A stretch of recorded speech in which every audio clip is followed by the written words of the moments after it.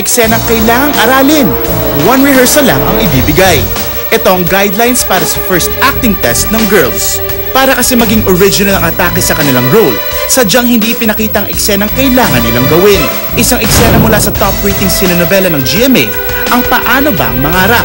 Top billed by Starstruck Season 1's ultimate male and female survivors, Mark Heras and Jeneline Mercado. Biglang susulpot si Mark or Eric sa eksena. Kaya girls or Lisa, humanda na! Lights, camera, action! Junjun! Junjun! Junjun! Junjun! Junjun! Junjun! Junjun!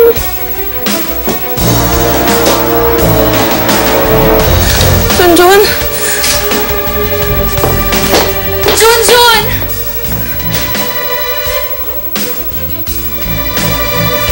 Lisa? Eric, nasan si Junjun at ang mama mo? Nasan sila? Eric, wala si Junjun.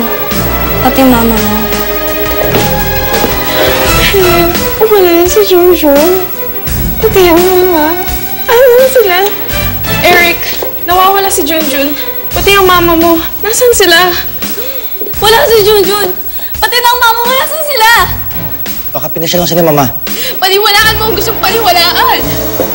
Junjun, nasan ang anak ko? Lisa, hahanapin natin si Junjun. Pero please naman, kumalma ka muna.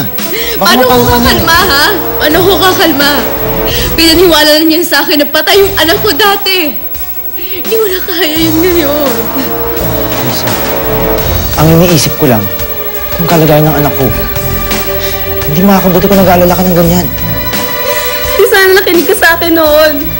Matagal ka nang sinabi sa'yo nun, di ba? May balak ang mama mo na kunin sa akin ang anak ko. Pero may ginawa ka ba? Wala. Sana naniwala ka na sa akin dati. Sinabi ko na sa'yo yun. Paliwasang wala ka malasakit kay Junjun. Lisa, mahal ko si Junjun. Bukod kay Mark, nasa set din para mag-observe ang executive producer ng ilang GMA drama shows na si Helen Rose Sese, na tumayong assistant director that day. Kumusta kaya ang kanilang performance? Ang isa lang napansin ko na medyo hindi ko gusto, the way na makipag-usap siya. Diba, I mean, since the director mo yun eh. Tapos, diba dapat kahit pa paano, may respeto ka. Hindi siya masyado nakikinig sa'yo. So, in the end, out of focus, hindi niya nagagawa yung gusto mong sabihin, ay gusto mong iparating sa kanya. Kasi kanina, kabisado ko yung script. Bigla akong kinabahan kasi hindi ako sanay ng maraming camera. Ang tendency ni Fianca, isipin ng isipin kung tama yung sinasabi niya na dialogue. Hindi po ako nag-struggle na to understand Tagalog. Pero yeah, when it comes to speaking, I'm still struggling. Nako-conscious ah. Hindi natin maaalis yun. Kinilig ako. Kasi nakaka-starstruck. Pero after nun talaga, ang hirap sundan kahit may mga instructions. Masyadong nasal yung pag-deliver niya ng lines.